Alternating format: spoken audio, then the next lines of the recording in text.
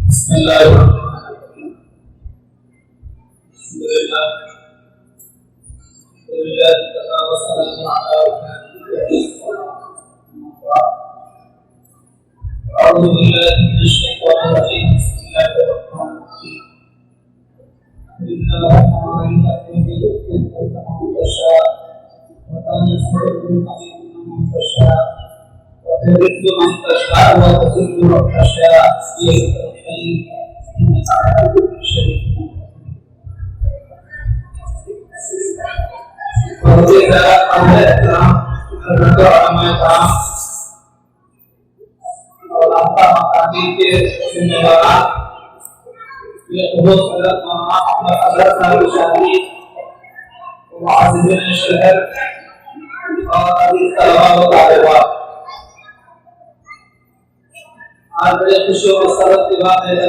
हम सब जो आजादी के मौके पर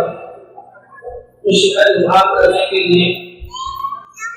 और अपने रहनुमाओं, अपने तारीखी, अपने अकाबिरी और अस्लाफ के कुर्बानियों को याद करें और उन्हें याद रखें और उन्हें भरपूर मिलाए अमीरा वमीरा तहसीब पेश करने के लिए हाजिर अल्लाह ताला से दुआ है कि अल्लाह ताला हमें हाजिर को शिरकत हुर्रियत का फरमाए। अब एहतराम की रज़ी हो इस्लाम आजादी का सबसे बड़ा दाई और सबसे बड़ा अहमदार आजादी से बड़ा वो आजादी नहीं है इंसान को हैवान बना दे, चाहे जो नाजायज का बड़ा खत्म हो जाए आपको आजादी इख्तियार मिल जाए, ये बड़ा नहीं है, बल्कि आजादी से बड़ा ये है अल्लाह के बंदे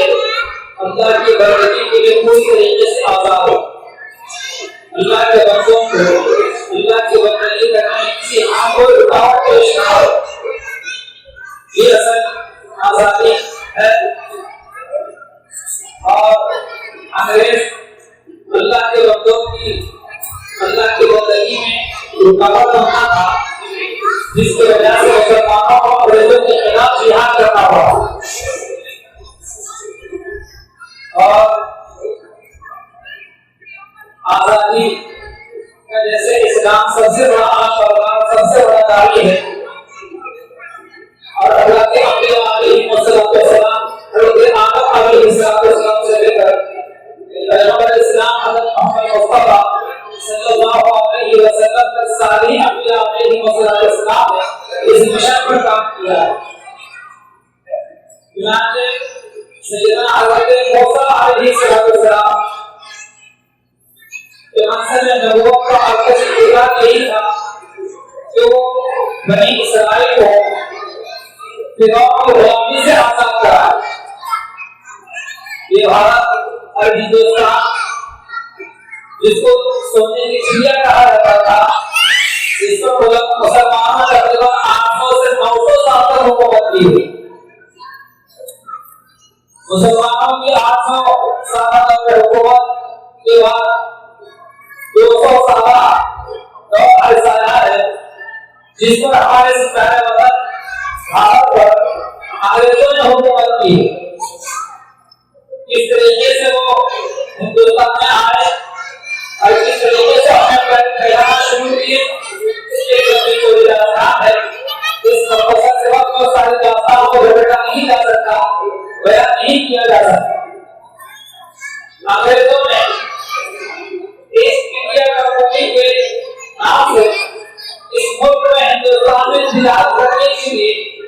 सन 1600 ईस्वी में इंडिया में आए। लेकिन जैसे वो लोग आए और तिजारत में मौके होने मिलने लगे तो साथ ही साथ अपने साथ फौज और पुलिस को भी रखना उन्होंने शुरू किया।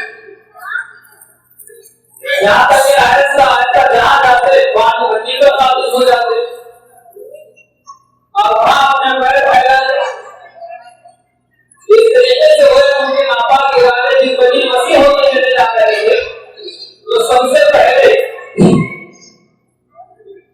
अंग्रेजों के खिलाफ आवाज उठाने वाले अगर कोई थे तो मुसलमान। इसलिए कि अंग्रेजों ने जो हुकूमत छीनी थी वो मुसलमानों से छीनी थी और सबसे ज्यादा अंग्रेजों का डर जो था मुसलमानों ही से था। इसलिए सबसे ज्यादा इसको पालन होने के बाद मुसलमानों को रसूल मुसीबत से बाहर छोड़े जाते हैं।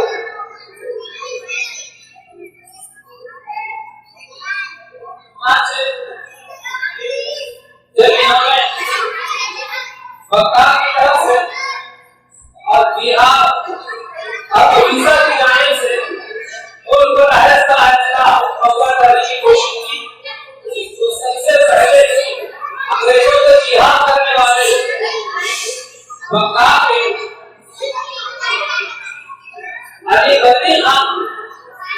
जिन्होंने बंगाल में अंग्रेजों के खिलाफ जिहाद किया, इसमें अल्लाह को ताला ने अली खान को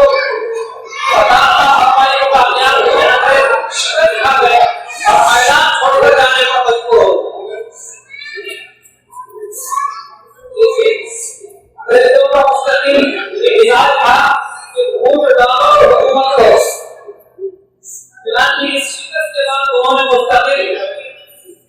साजिश करना शुरू किए कि किस तरीके से हम कामयाब हो सकते हैं आइंदा के लिए और नाकामी का हमें को देखना ना पड़े। इसलिए उन्होंने जो है आहिस्ता आहिस्ता हुकूमत में काम करने वाले उज़रा और फौज में काम करने वाले कमांडरों को खरीदने की और उनको लालच देने की कोशिश की। जैसे ही अली खान का 2 साल के बाद ही वाले जो लड़ी गई सबसे पहले वो 1754 में लड़ी अंग्रेजों के खिलाफ। उसके 2 साल के बाद अली खान से चुनाव हुआ। उनके इंतकाल के बाद उनके जानशीन उनके नवासे नवाब सिराजुद्दौला हुए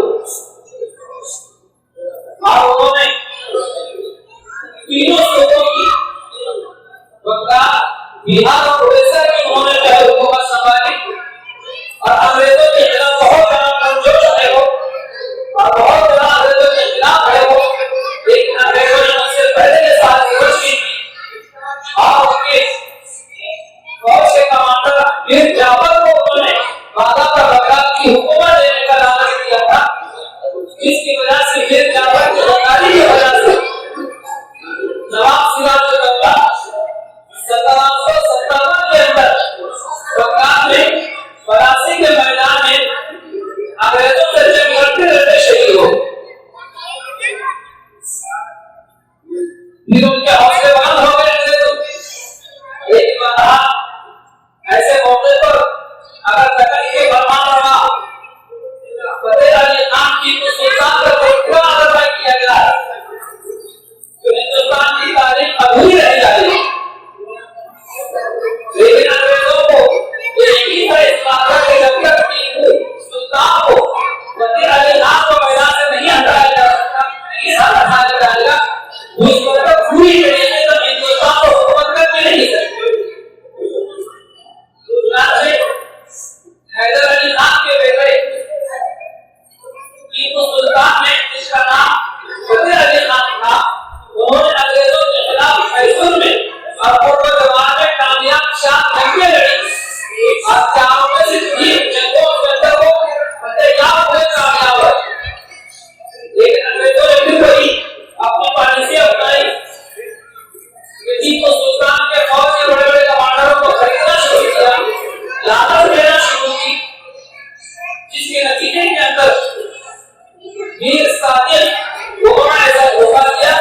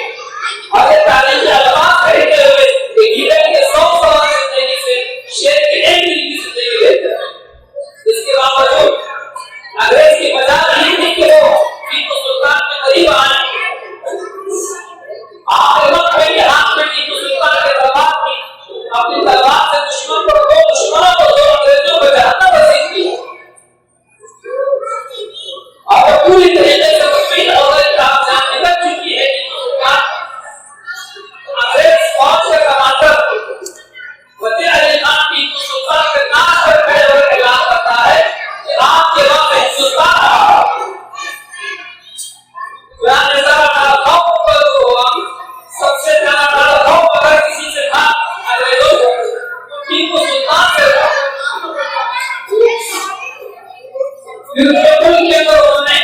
अंग्रेजों ने मुसलमानों के खिलाफ तरह तरह की साजिशें की। मुसलमानों पर पाबंदियां आयद की, मुसलमानों के मदारिस को और मुसलमानों के मसाजिद को बंद करना शुरू किया। शरीयत इस्लाम पर पाबंदी आयद की, जिसकी वजह से 1820 के अंदर शाह अब्दुल अजीज साहब मौलवी से दिल्ली रहने को अंग्रेजों के खिलाफ यहाँ पर फतवा देने वाला होता। सबसे पहले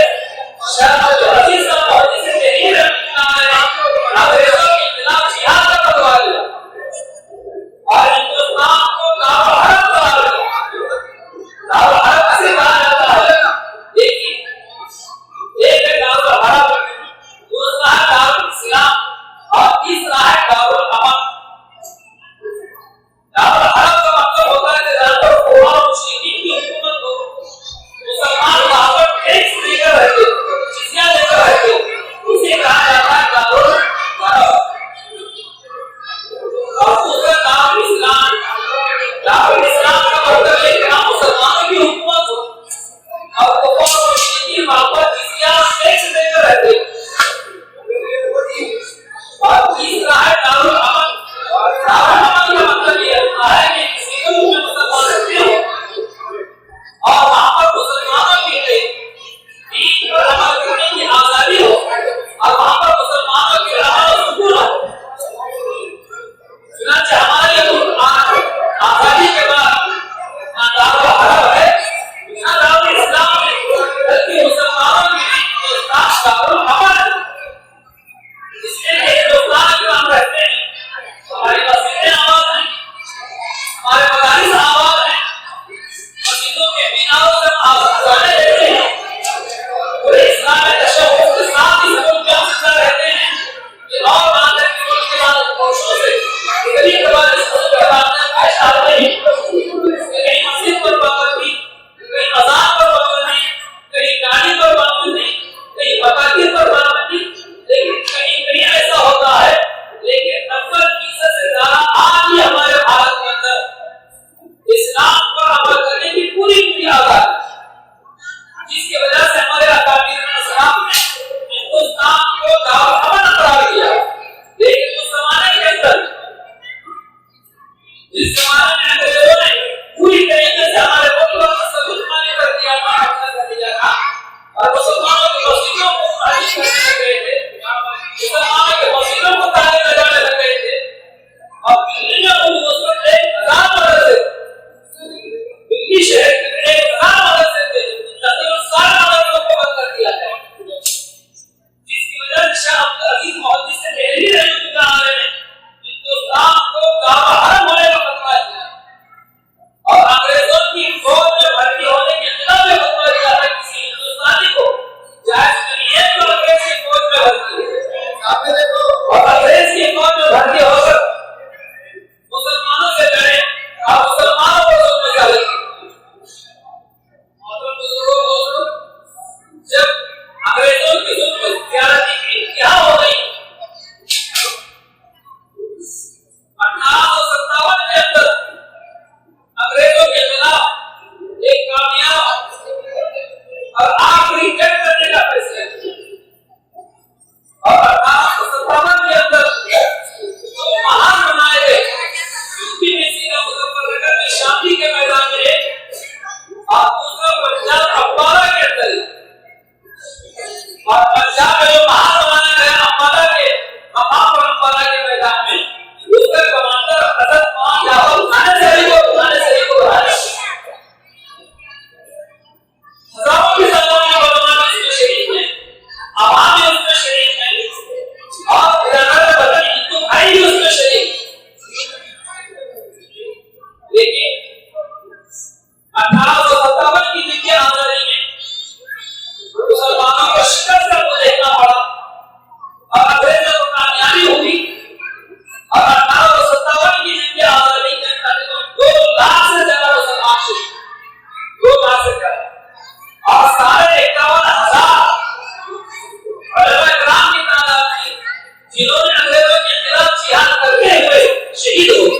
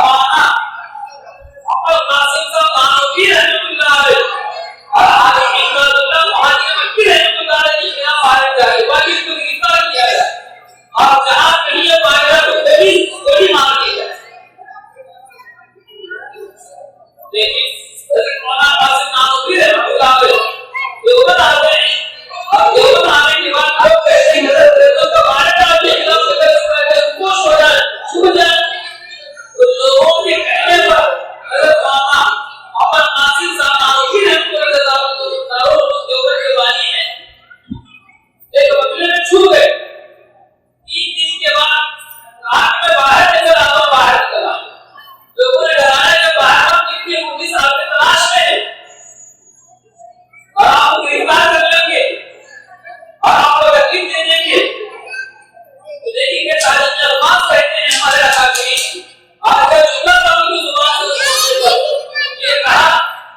कि हिजरत की सुन्नत दुश्मन से बचने की जिंदगी नहीं है।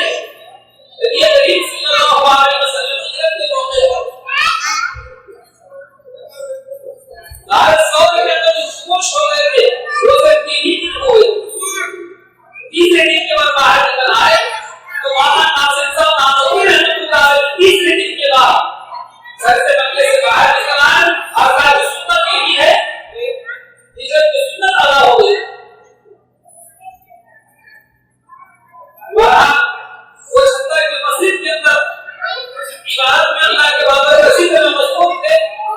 कि किसी ने मुक्तही करने के मौलाना नासिर साहब नानवी रहमतुल्लाह अलैह सत्ता के मस्जिद में बैठकर अल्लाह का जिक्र कर रहे थे। अंग्रेजों की फौज सत्ता के मस्जिद में घेरी और घेरने के बाद जैसे मालूम हुआ मौलाना नासिर साहब नानवी रहमतुल्लाह अलैह को अंग्रेज मुझे गिरफ्तार करने के लिए आ चुके हैं और मुझे यहाँ से नष्ट करके ले जाएंगे। जहाँ बैठे थे वहां से फिर दूसरी जगह जाकर बैठे और पासे पर जाकर बैठे। इतने सीधे साधे दूल्हे पकड़े जितना नासिर नानवी रहमतुल्लाह अलैह अंग्रेज आकर कभी पूछ रहा है, हमें मालूम हुआ है कि यहाँ पर मौलाना नासिर नानवी है, वो कहाँ है?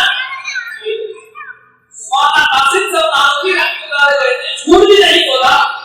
और ऐसा तौहिया इस्तेमाल किया कि किसी झूठ भी नहीं हुआ और आपने धोखा भी खा गए और मौलाना नासिर साहब नानवी गिरफ्तारी से भी बच गए। क्या कहा? और नासिर साहब नानवी रहमतुल्लाह अलैह ने कहा कि अभी नानवी नासिर यही बैठे हुए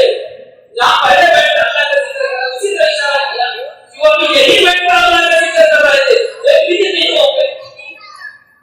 उनको घूमने के लिए अगर मस्जिद छोड़कर बाहर चले और मौलाना नासिर साहब नानवी रहमतुल्लाह अलैह अंग्रेजों की नैन और उनकी गिरफ्तारी कर और आप हजरत मौलाना रशीद अहमद गंगोही रहमतुल्लाह अलैह को गिरफ्तार किया गया और मुजफ्फरनगर की जेल में उन्हें तकरीबन 6 महीने तक रखा गया और वहां रखने के बाद अंग्रेज मजबूर आकर मौलाना रशीद अहमद गंगोही रहमतुल्लाह को छोड़ने पर मजबूर हो। बड़े अल्लाह वाले आप आई आदमी से वहां जेल में जाने के बाद जिस तरीके से अल्लाह का जिक्र जहर करना शुरू कर दिया तो जेल में लाना हुआ थी। ये किसी तरह का इनके तसव्वुफ का और इनकी मिजाज का सारे कैदियों का ऐसा असर होगा कि सुबह शाम रोजाना जेल खाने से निकलना की जरूरत आना शुरू हो गई। पूरे खानदान को मैंने पूरे कैद खाने को जेल खाने और रशीद अहमद गंगोही ने नाता बना दिया था, सिर्फ का हत्ता बना दिया था, जिसकी वजह से अंग्रेजों ने मजबूरन और रशीद अहमद गंगोही ने छोड़ दिया। और आप तो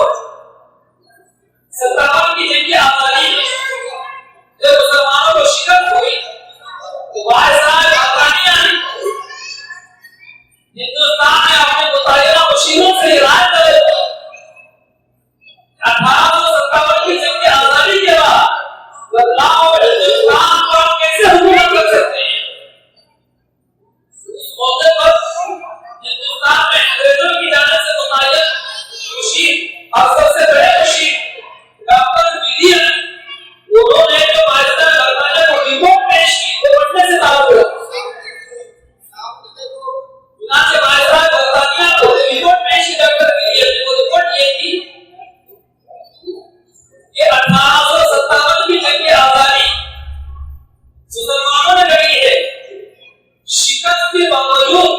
मुसलमानों की दिलों में जज्बे जिहाद बहुत ज्यादा है। सबसे पहले मुसलमानों की दिलों से जज्बे जिहाद को खत्म करना पड़ेगा और जज्बे जिहाद को खत्म करने से पहले और 2 चीजों को खत्म करना पड़ेगा। जब तक वो 2 चीजों को खत्म नहीं कर सकते उस वक्त आप सही माना कर हिंदुस्तान को हुकूमत भी नहीं कर सकते।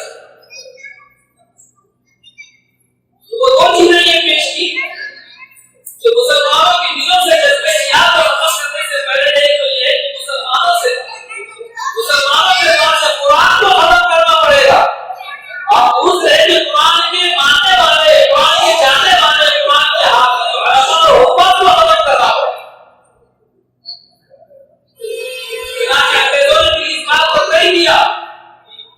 कि कुरान को भी खत्म किया जाए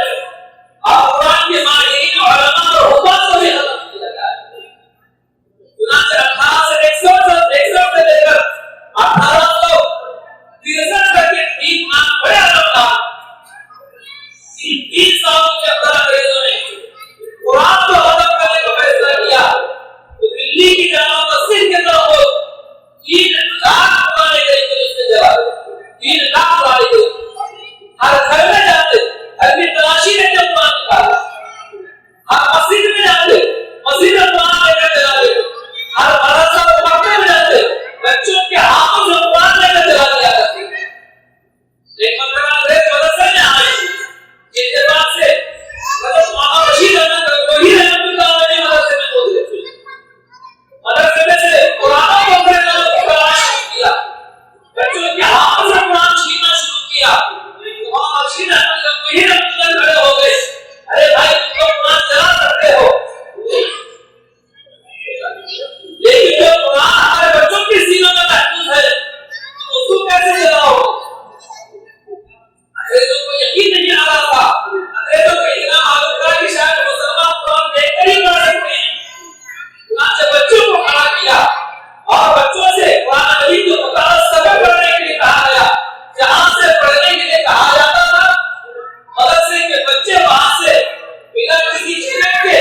साफ सुथरे अंदाज में बेहतरीन दर्जे के कुरान पढ़ते जाते। फैसला किया जब मदरसों को भी बंद करना है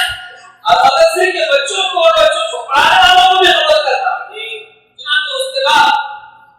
1861 के बाद में 2-3 साल तक ऐसा उन्होंने तूफान बदतमीजी मचाई और गोया के मुल्क को तलगा बनाकर रख दिया। दिल्ली की जामा मस्जिद से लेकर पेशावर तक में धर्म ऐसा नहीं था जिसको तो फांसी का फंदा लटका हुआ। जहां कहीं मौलवी नजर आते, जहां कहीं कोई हाफिज नजर आते, जहां कहीं कोई शरई आलिम नजर आता, वहां तो फांसी के फंदे पर लटका गया रहता था। और गोलियों में बांधकर गड्ढी में डाल दिया जाता था। रेलगाड़ियों में चलती गाड़ी में से उलमा को, मुबश्शिरीन मुसलमानों को चलती गाड़ी में से नीचे उठाकर फेंक दिया जाता था। मुसलमान को हाथी पर बिठाया जाता था और हाथों से लटकने वाले फंदों में भी गलत लटका दी जाती थी और हाथी को आगे हाथ दिया जाता था। अरे मुसलमान के हाथी अरे हाथ में कुरान बिल्कुल फांसी के फंदे को लटकते रह जाते थे। जुबान बाहर निकल जाती, हाथ बाहर निकल जाते। इतनी कुर्बानियों के बाद हमारे मुल्क बचा था और तब बुजुर्गों ने तो इसी कच्छ में रहकर उनकी आजादी हमें पेश नहीं की गई। लाखों की तादाद के अंदर मुसलमानों ने अपनी कुर्बानी पेश की है। आमतौर पर हमारे स्कूल के तलबा और तालिबान को स्कूल में भी और कॉलेज में भी और यूनिवर्सिटियों के अंदर भी जो है मुल्क की आजादी की जो तारीफ बताई जाती है और मुजाहिदीन आजादी को जो बताया जाता है वो चंद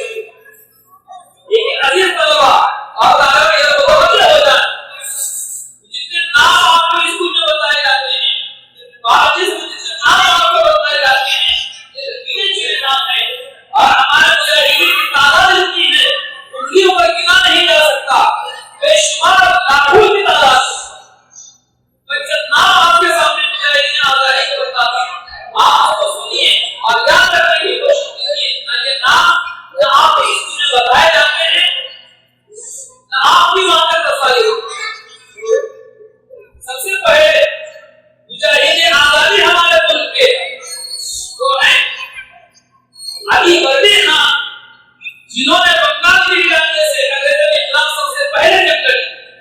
और कामयाबी हुए थे, अंग्रेजों को मैदान छोड़कर भागने पर मजबूर किया। और दूसरे मुजाहिद आजादी नवाब सिराजुद्दौला जिन्होंने प्लासी के मैदान में अंग्रेजों के खिलाफ जंग लड़ते हुए वीर जाफर की गद्दारी की वजह से शहीद हो गए। वहां से अंग्रेजों के जो है हौसला बुलंद हो गई। उसके बाद सबसे बड़े तीसरे नंबर के ऊपर सबसे बड़े मुजाहिद आजादी और आजादी के सबसे बड़े सुरमा वो है हैदर अली के बेटे फतेह अली खान, जिनको आज हम टीपू सुल्तान के नाम से याद करते हैं। उसके बाद चौथे नंबर के ऊपर सबसे बड़े मुजाहिद आजादी हजरत मौलाना शाह वलीउल्लाह साहब रहमतुल्लाह अलैह। उसके बाद मुजाहिद आजादी हजरत मौलाना शाह अब्दुल अजीज साहब हदीसी रहमतुल्लाह अलैह। उसके बाद मुजाहिद आजादी हजरत मौलाना सैयद अहमद शहीद रहमतुल्लाह अलैह, हजरत मौलाना इस्माइल शहीद रहमतुल्लाह अलैह, हजरत मौलाना रशीद अहमद गंगोही रहमतुल्लाह अलैह, हजरत मौलाना कासिम नानवी रहमतुल्लाह अलैह, हजरत मौलाना इकरामुल्लाह महाजिर मक्की रहमतुल्लाह अलैह, हजरत मौलाना जाफर मानेसरी रहमतुल्लाह अलैह, हजरत मौलाना मोहम्मद अली जौहर रहमतुल्लाह अलैह, हजरत हाफिज सामिन शहीद रहमतुल्लाह अलैह। कितने नाम है हमारे मुजाहिद आजादी की तादाद उंगलियों पर नहीं गिनी जा सकती, वो बेशुमार लाखों की तादाद। जिनको सरहदी गांधी कहा जाता है, खान भोपाल था, इसी तरह से भगत सिंह भी हैं, नेताजी सुभाष चंद्र बोस भी हैं, हमारे सपोर्ट के अंदर हमारे तिरंगा वतन में जरूर शामिल थे। और लोगों ने मिलकर अंग्रेजों के खिलाफ जंग लड़ी। 1857 की जंग आजादी के बाद इस जंग आजादी का इंतकाम लेने की बहुत ज्यादा उन्होंने कोशिश की अंग्रेजों ने, और मुसलमानों पर बहुत ज्यादा जुल्म करके पहाड़ तोड़ने शुरू किए और पहाड़ ढहाने शुरू किए, जिसकी वजह से हमारे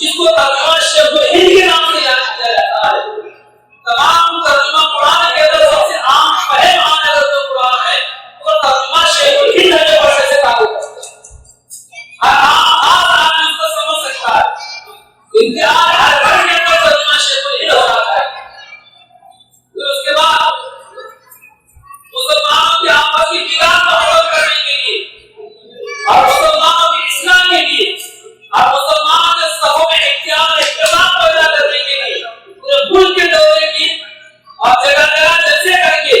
मुसलमानों की बिगाड़ को दूर करने की कोशिश और तो जब से माजी में मुसलमानों ने कुरान को उम्मत पर कामयाबी उनकी मदद की और जब से मुसलमानों ने कुरान को बशर खुश बना दिया है तो जिल्लत और उबराही ने मुसलमानों के घर का दरवाजा भेज दिया और अल्लाह ताला की दुआ करना जरा हमारे इब्राहिम अस्लाम ने इस मुल्क की आजादी के लिए जो कुर्बानी की है अल्लाह पाक उनकी कुर्बानी को शरीर में तब्दील करता फरमाए उनके दर्जात को बुलंद फरमाए मैं दुआ करता हूं कि अल्लाह ताला हमारे इस मुल्क में अमान कायम फरमाए और हमारे मुल्क की जनता की तहजीब को अल्लाह को दोबारा जिंदा फरमाए मुल्क में हमारे भारत अमान कायम फरमाए और मुसलमानों की माल की सत्ता को आमीन वाहिद दवाना अल्हम्दुलिल्लाह रब्बिल आलमीन।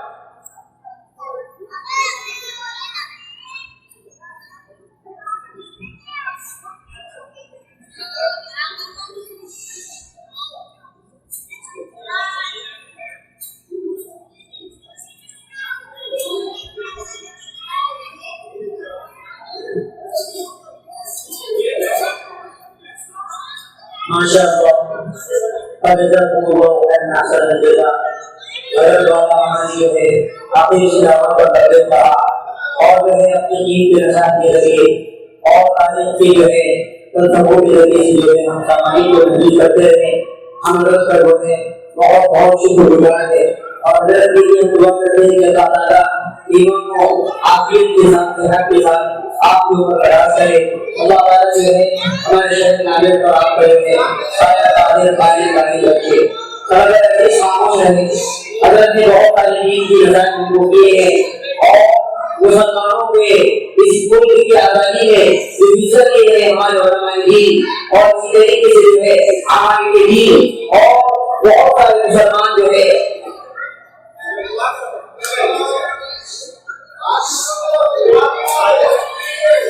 اللهم صل على سيدنا محمد وعلى آله وصحبه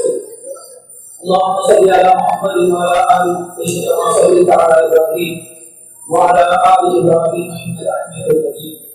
اللهم بارك على محمد وعلى آل محمد كما باركت على إبراهيم وعلى آل إبراهيم إنك حميد مجيد ربنا آتنا في الدنيا حسنة وفي الآخرة حسنة وقنا عذاب النار وأدخلنا الجنة مع الأبرار يا عزيز يا غفار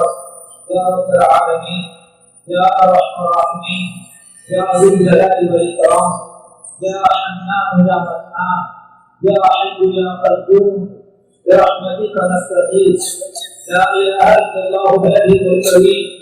سبحان الله رب العرش العظيم الحمد لله رب العالمين نسألك موجبات رحمتك وعزائم مغفرتك